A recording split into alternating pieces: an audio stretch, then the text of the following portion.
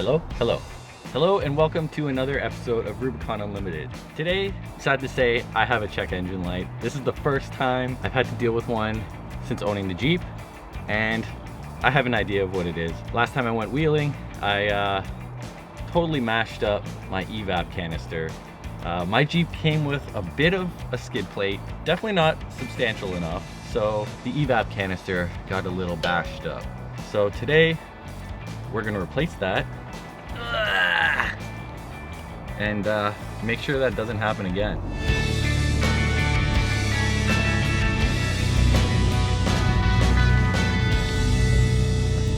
Here she be. This is the stock Evap and skid plate. I don't know why I had so much faith in this flimsy skid plate because it didn't last. As you can see, the mount broke in the back. The bolt completely ripped out. And here is our beautiful leak. Check that out. Just a big gash in where one of the hoses connect. So that's why I'm getting the check engine light and the gas cap warning. So this thing is busted. We got a whole complete unit, non-busted. So this thing is definitely going to get some armor. So this thing, worthless, super thin, doesn't really do much. For roughly $140 Canadian, you can get this mega beefy Poison Spyder skid plate. It's got side armor. It is definitely going to protect your Evap. Before going to break yours, like I did, you should probably just install this on your Jeep. That way it saves you $150 because that's how much the Evap cost me to replace. So get one of these, protect your investment, you'll be good. It comes with all the hardware you're gonna need to bolt right up, and it'll go right in place under the Jeep, actually giving you a little bit more clearance. So this will tuck up a little higher and just be overall better. Oh, and did I mention there will be a link below if you want to go check this out for yourself, pick it up for yourself. Little kickback to me through Amazon. It doesn't come out of your cut, it actually takes a little percentage from Amazon and helps my channel grow.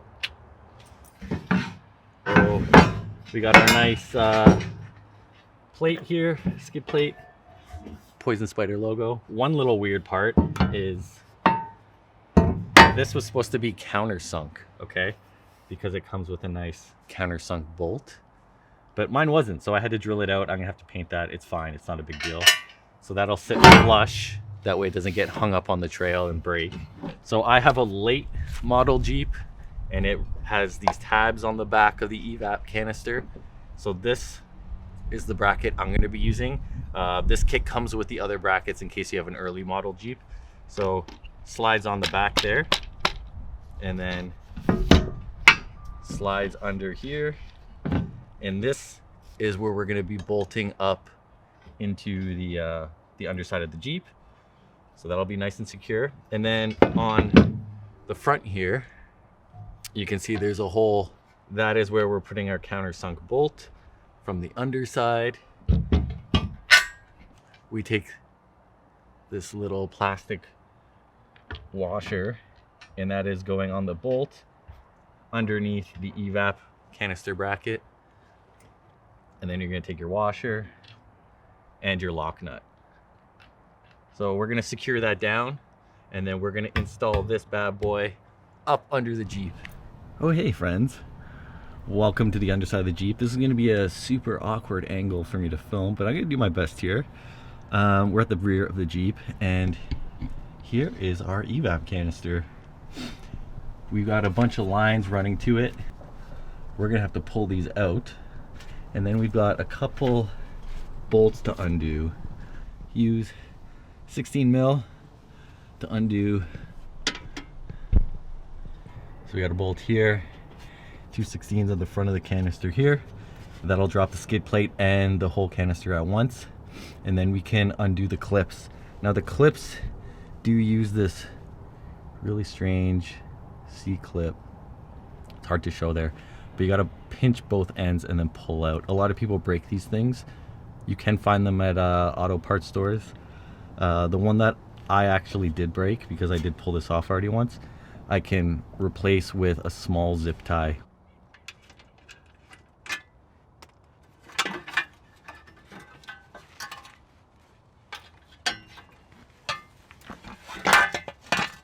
There we go. We're good to install this thing. What we're gonna do is power lift this beef into place, bolt them in with the 3 16mm bolts, and then we'll hook up our lines, and that should clear our trouble code. Like that. Oh boy.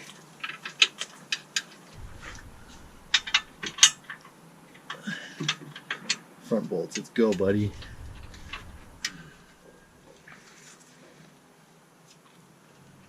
So, you can see here, it's all installed.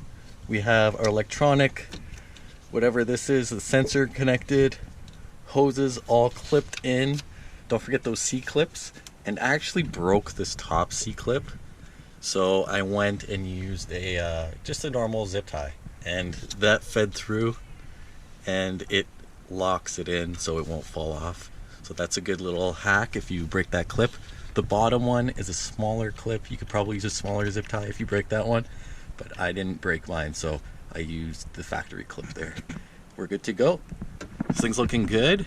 It's way beefier, as I said before. It is higher up, so we just gained a little more clearance. Okay, that's it. We're installed.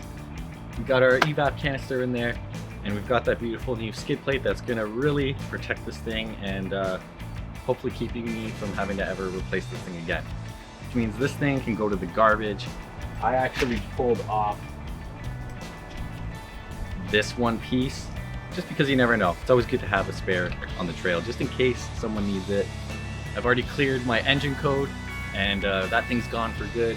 So now I've got that check engine light there for when I need it. If something else pops up, I will now know. If this video was helpful to you guys and you haven't subscribed already, please go down below, hit that subscribe button, because as you know, I love making these videos for you guys. I love working on the Jeep, you know, whether it's maintenance, mods, repairs, or even just adventures. So please hit that subscribe button below and leave a comment if this video was helpful to you guys. We'll see you in the next one. Bye.